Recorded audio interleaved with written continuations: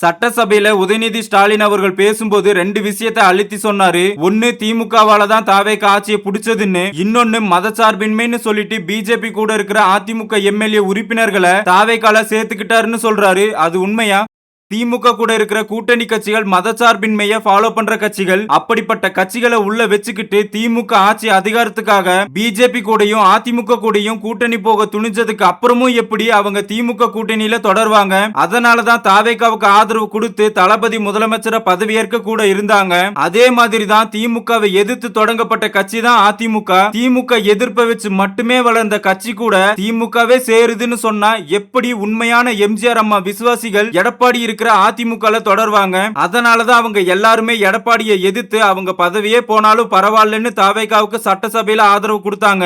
எல்லா தவறையும் திமுக அதிமுக மேல வச்சுக்கிட்டு முதல்வரா இருக்கிற தளபதி மேல உதயநிதி அவர்கள் வன்மத்தை கக்குறாரு. மக்களுக்கு எதுவுமே தெரியாதுன்னு நினைச்சதுனாலதான் 75 வருஷ கட்சி, 50 வருஷ கட்சி, மக்கள் ஆதரவு இருக்கக்கூடிய 3 வருஷ கட்சியை எதிர்த்து தோத்து போனாங்க. இது எல்லாமே நடந்தும் கூட கீழே விழுந்தாலும் மீசை மண்ணுல ஒட்டலன்னு மீசை முறுக்குறாங்க. வெக்கமா இல்ல?